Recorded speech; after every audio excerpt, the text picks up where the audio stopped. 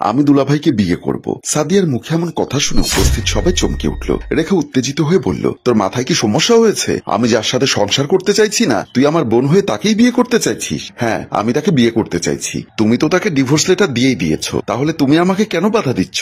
এখন তো আর সে তোমার স্বামী নয়, তাহলে আমি তো তাকে বিয়ে করতেই পারি। দুই বোনের কথা শুনে এবার রাজীব বলল, তোমাদের দুজনের কথা কি শেষ হয়েছে? এবার আমি কিছু কথা বলতে চাই। আমার মতামত না নিয়ে সাদিয়া তুমি কেন এমন একটা কথা বললে? আমি তো তোমাকে বিয়ে করব না। রাজীবের মা সুলতানা বেগম বলল, আমি বুঝতে পারছি না বৌমা, তুমি কেন এমন কাজটা করলে? তোমাদের মধ্যে তো কখনো আমি মনোমালিন্যও দেখিনি, তাহলে এমন সিদ্ধান্ত কেন নিলে? বিয়ান সাহেবা, আমার মেয়ের মাথায় সমস্যা হয়েছে, আমিও কিছু জানি না, হঠাৎ আমাকে ডাকলো, আমাদের কিছু না জানিয়েই ডিভোর্স পেপারটা সামনে ধরলো। সাদিয়া বলল, আপু যখন সিদ্ধান্ত নিয়েই নিয়েছে তখন আর এসব নিয়ে তোমাদের ভাবতে হবে না, আমি দুলাভাইকে বিয়ে করব। রেখা বলল, ঠিক আছে, তুই কি করবি সেটা তোর ব্যাপার, আমি আর তোদের বিষয়ে নাক গলাবো না, বলেই হনহন করে বাসা থেকে বের হয়ে গেল। রাজীব ছুটল রেখার পিছু। সবার মধ্যে একটা অস্থিরতা ভাব, কিন্তু সাদিয়া মুচকি মুচকি হাসছে। এই হাসির কারণ তো অবশ্যই একটা আছে। সদর দরজার সামনে আসতেই রাজীব রেখার সামনে এসে দাঁড়ালো। আমার সামনে থেকে সরে দাঁড়ান রাজীব সাহেব, প্লিজ। রেখা, এমন করে বলো না, আমি এখনো ডিভোর্স পেপার সাইন করিনি। আর কোনো কারণ ছাড়া ডিভোর্স পেপার কেন দিবে?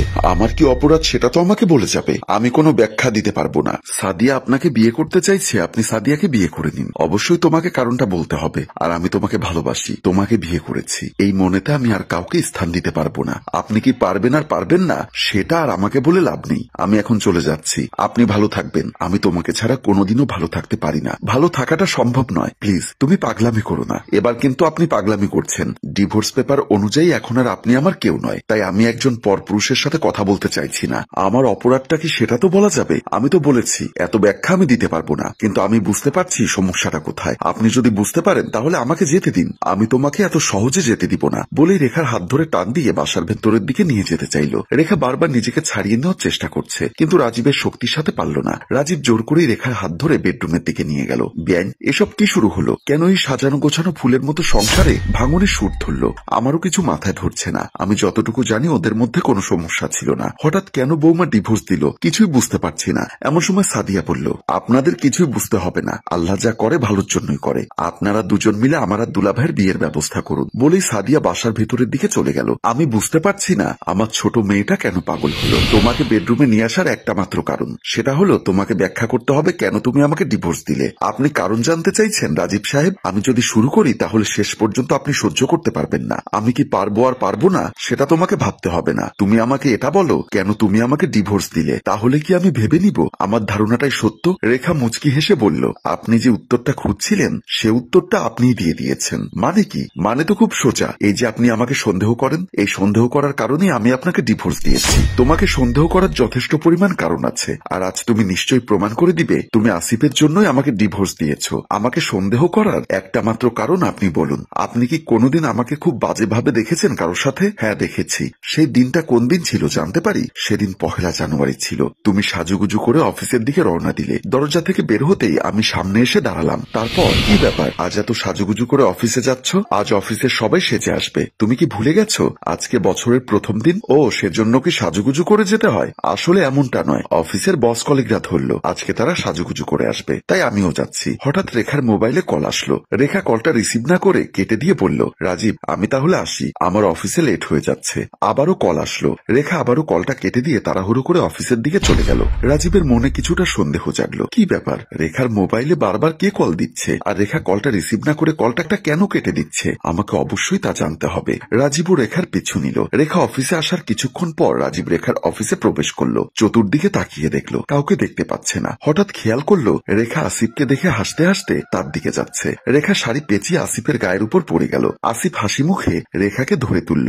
দুজনে সে কি হাসাহাসি। রাজীবের চোখ বড় বড় হয়ে গেল। একজন আরেকজনের সাথে কথা বলছে, হাতাহাতি করছে, হাসি ঠাট্টায় দুজনে মেতে উঠছে। রাজীব এমন দৃশ্য দেখে সহ্য করতে পারল না, অফিস থেকে বের হয়ে আসলো। সেদিনের ঘটনা নিজের চোখে দেখেছিলাম। তুমি বারবার আসিফের গায়ের উপর ঢলে ঢলে পড়ছিলে। আসিফ সাহেবও মজা নিচ্ছিল। তারপর বাসায় এসে তোমাকে বারবার কল করতে ইচ্ছা করছিল, কিন্তু করিনি। কারণটা কি জানো? ভেবেছিলাম অফিস কলিগ মজা করতেই পারো, তাই ভুলে গিয়েছিলাম। কিন্তু তুমি যে সত্যি আসিফকে ভালোবাসো তা আজকে আমাকে ডিভোর্স দিয়ে তার প্রমাণটা দিলে। রেখা আবারও মুচকি হেসে বলল, রাজীব সাহেব আপনি কিন্তু এই ঘটনার উপরটা দেখেছেন, ভেতরের ঘটনা দেখেননি। তার মানে ভেতরে আরো অনেক ঘটনা আছে, কিন্তু সেটা আপনার মনের মতো নোংরা কোনো ঘটনা নয়। নিজের দোষ ঢাকার জন্য আমাকে কেন অপরাধ অপরাধী বানাচ্ছ, কারণ আমি কোনো দোষ করিনি। আসিফ আমার শুধু অফিস কলিগ নয়, ওর সাথে আমার অন্য একটা সম্পর্ক আছে, আর সেই সম্পর্কের কারণেই তুমি আজকে আমাকে ডিভোর্স দিলে। আপনি আমাকে এতটাই সন্দেহ করেন যে আমি নিতে পারি না, সহ্য করতে পারি না। দিন দিন আপনার অবহেলার মাত্রা এতটাই বেড়েছে যে আপনি হয়তো ভুলে যান আমি আপনার বিবাহিত স্ত্রী। ব্যাস,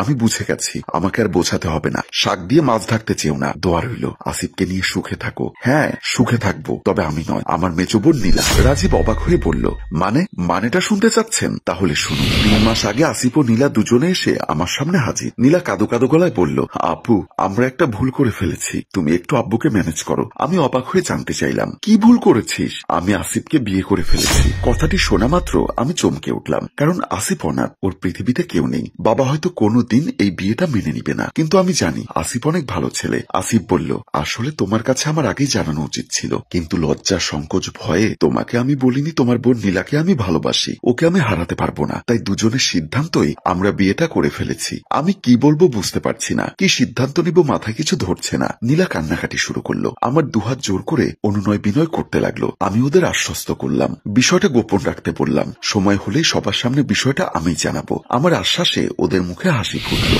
আমার ছোট বোন জামাইকে নিয়েও আপনি আমাকে সন্দেহ করেন। আপনার বোন জামাই যখন আমার সাথে হেসে কথা বলে তখনও আপনি আমাকে সন্দেহ করেন।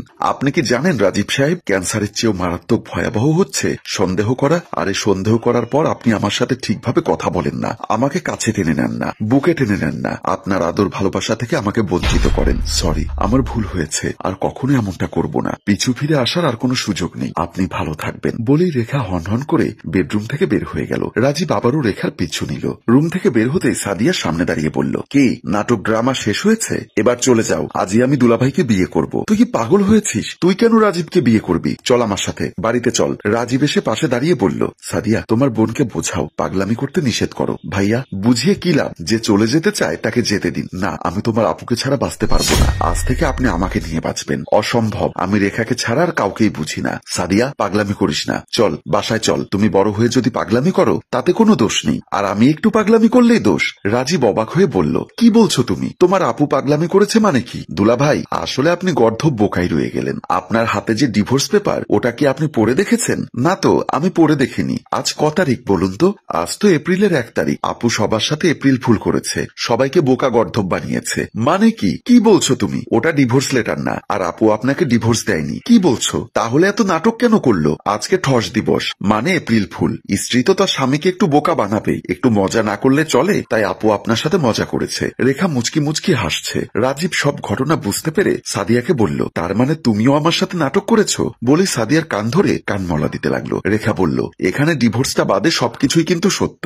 আজকের পর থেকে কিন্তু আমাকে আর সন্দেহ করা যাবে না। মেনে নিলাম, আর সন্দেহ করব না, কিন্তু আমার এত সুন্দর শালিকাকে বিয়ের একটা সুযোগ ছিল, কেন যে হাতছাড়া করলাম? সবাই হাহা করে হেসে উঠল। প্রিয় ভিউয়ার্স, কিছু মানুষকে শিক্ষা দিতে এমন করাটা কিন্তু দোষের কিছু নয়। আপনাদের কি মনে হয়? মন্তব্য করে জানিয়ে দিন। গল্পটি ভালো লাগলে লাইক, কমেন্ট ও শেয়ার করুন। গল্পটির রচনা ও পরিচালনায় ফেরদৌস অপু। ধন্যবাদ।